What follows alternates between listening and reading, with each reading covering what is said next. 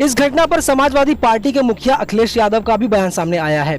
पहले तो उन्होंने यूपी सरकार पर जमकर निशाना साधा और फिर सरकार से तीखे सवाल भी पूछे। उन्होंने यूपी सरकार पर निशाना साधते हुए कहा कि बीजेपी जानबूझकर ऐसी घटनाएं होने देती है।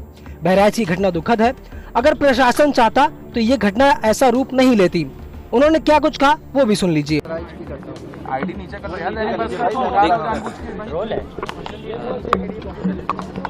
बहराइच को लेकर के सबसे पहले तो मेरी अपील होगी कि जो जो पक्ष उसमें हैं सभी लोग कानून व्यवस्था बनी रहे उसी दिशा में काम करें। जो घटना हुई है वो दुखद है और किस कारण हुई है प्रशासन, शासन और हमारे प्रेस के साथी आप सब जानते हैं। सरकार को न्याय करना चाहिए। एक चौकी इंचार्ज या वहां पर मौके पे कोई और छोटा अधिकारी हट जाए उससे कानून व्यवस्था नहीं संभलेगी।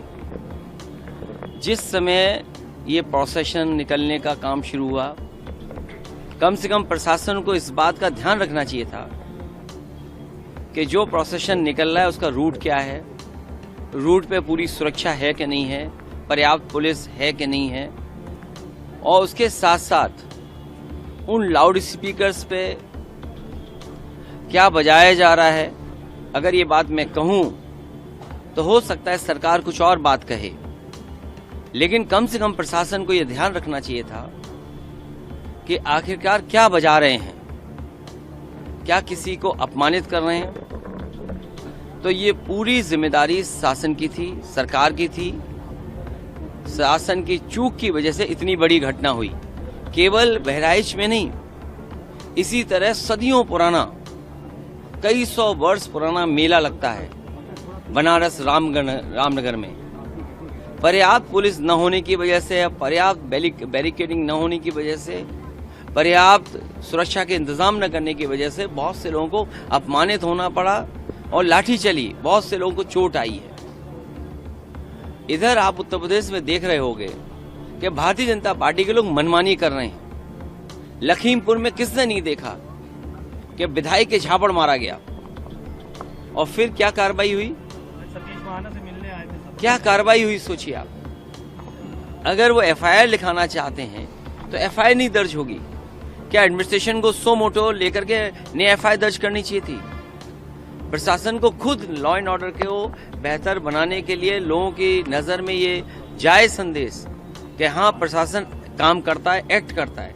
और वहाँ के जिलाधिकारी कोई पहली बार थोड़ी ये देख रहे हैं तमाशा। इससे पहले भी उन्होंने तमाशा देखा जब पर्चे छीने गए।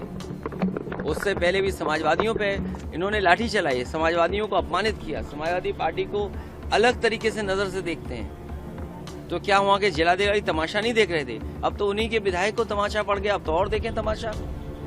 और बहराइच या और जगह जो घटनाएं हो रही हैं उसकी जिम्मेदार अगर कोई है तो शासन है, प्रशासन है और इनकी वोट की राजनीति है, जिसकी वजह से ये जानबूझ करके करा रहे हैं। कभी किसी के खिलाफ स्टेटमेंट दिलवा देना, कभी टीवी चैनलों पे झगड़ा करा देना, ये इनकी सोची समझी चाल है। मैं जनता से अपील करूंगा कि भारतीय जनता पार्टी की चाल समझिए।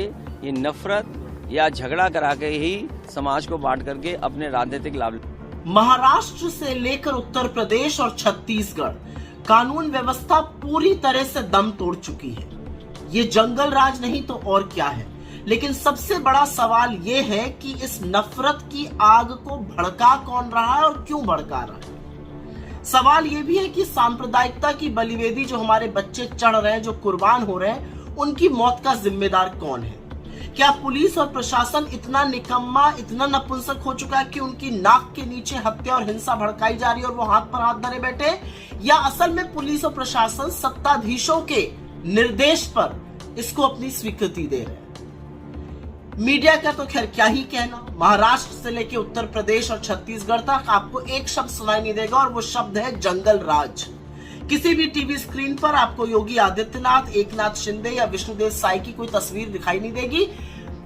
इस्तीफा मांगना तो बहुत दूर की बात है। इसलिए आपके जो बच्चे नफरत में झुलसाए जा रहे हैं, ये जो बड़े बड़े नेता आपके बच्चों के हाथ में तमंचे और तलवारें देकर उनको धर्म का स्वयंभू रक्षक बना रहे हैं। याद रखिएगा कि इनके बच्चे अमेरिका और यूरोप की बड़ी बड़ी यूनिवर्सिटी में पढ़ रहे हैं, मोटा माल कमा रहे हैं और शांति से रह रहे हैं। तो ऐसा कौन है जो चाहता है कि जलती हुई बस्तियों पर उसकी नफरत की रोटी सिकती रहे?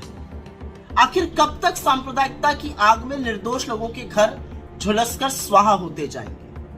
आखिर कौन है जो इस देश के बेबस बेरोजगारों को ड्रग्स के नशे में झोंककर उनके हाथ में अवैध असलहे देकर उनको अराजक बना रहा है? और इसका ताजा उदाहरण अभी महाराष्ट्र से आ रहा है, जहां पर महज 50,000 रुपए के लिए बाबा सिद्दीकी की गरीब लड़कों द्वारा हत्या कराई जाती है और उनका पूरा जीवन इसके बाद बर्बाद हो गया। तो नफरत के इस खेल को समझिए, एकजुट होइए, इसको हराइए।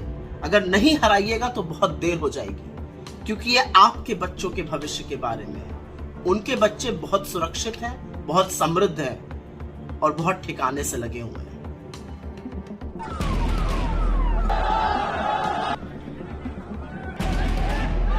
बाद में उसकी मृत्यु हो गई। बहराइच की घटना बहुत दुखद है। प्रशासन चाहता तो ये घटना कभी नहीं होती। ये तस्वीरें यूपी के बहराइच की हैं, जहां एक युवक जबरन एक मुस्लिम घर की छत पर चढ़ा, वहां लगा हरा झंडा खींचकर उतारा और फेंक दिया और फिर उसी जगह जय श्री राम के नारे लगाते हुए भगवा झंडा लहरा दिया। ये दावा हमने नहीं बल्कि समाजवादी पार्टी ने किया है। समाजवादी पार्टी ने एक वीडियो भी शेयर किया है जो सोशल मीडिया पर जमकर वायरल है। 33 सेकंड के इस वीडियो को समाजवादी पार्टी के IT सेल ने अपने ट्विटर हैंडल पर शेयर किया है, जिसमें सपा ने बीजेपी से तीखे सवाल पूछे हैं। समाजवादी पार्टी ने लिखा, बहराइच में जिस गोपाल को गोली लगी है उसका मृत्यु पूर्व वीडियो देखिए। गोपाल एक मुस्लिम घर में जबरन घुसा, वहां से हरा झंडा उतारा, फेंका और जबरन भगवा झंडा लहराया। अब इस मासूम गोपाल के मन में ये करने का जहर किसने भरा? कौन इस साजिश में शामिल है? ये समझना कठिन नहीं है। इस सब में भाजपा और भाजपा के सत्ता लोभी नेता शामिल हैं, जो अगले चुनाव तक यूपी के माहौल को दंगा फसाद में झोंककर चुनाव जीतना चाहते हैं। अंततः एक मासूम से दंगाई बने गोपाल ने भाजपाई सियासत के चक्कर में अपनी जान गंवा दी। इस ट्वीट में समाजवादी पार्टी ने बीजेपी पर तंज भी कसा और कहा, अगर इस मामले को हिंदू मुस्लिम चश्मे से देखने के बजाय भाजपाई सत्ता लोभी साजिश के एंगल से देखेंगे तभी सत्य दिखेगा। अब आपको विस्तार से बताते हैं कि आखिर पूरी खबर है क्या। दरअसल रविवार यानी 13 अक्टूबर को बहराइच के महसी इलाके के महाराजगंज में दुर्गा प्रतिमा विसर्जन के दौरान डीजे बजाने को लेकर दो समुदाय में विवाद हो गया, जिसके बाद हिंसा भड़की और फिर दोनों पक्षों के बीच पथराव, आगजनी के बाद फायरिंग भी हुई। इस घटना में 22 साल के राम गोपाल मिश्रा की मौत हो गई, जिसे लेकर बहराइच में हालात बेकाबू हो गए। बहराइच में भारी संख्या में पुलिस बल तैनात कर दिया गया।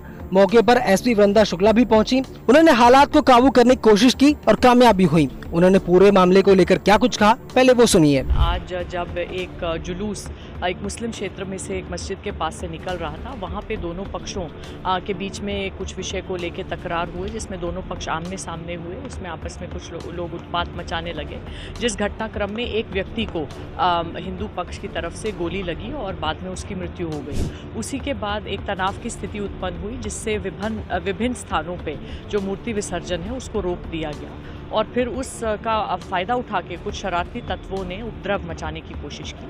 तो पुलिस द्वारा बहुत तेज़ी से अपनी कार्रवाई हरकत में लाए गए और जहाँ पे भी इस तरह का डिस्टर्बेंस हुआ है उसको हम नियंत्रण में ले आए हैं। जो महाराजगंज में घटना हुई है जिसमें एक व्यक्ति को गोली मारी गई है, उसमें 30 संदिग्ध व्यक्तियों को पुलिस द्वारा ऑलरेडी हिरासत में ले लिया गया है। उसमें मुकदमा पंजीकृत कर लिया गया है और जो मुख्य आरोपी है जो कि भाग गया है, उसकी भी लोकेशन ट्रेस हो गई है। उसको गिरफ्तार करने के लिए टीम्स को डिस्पैच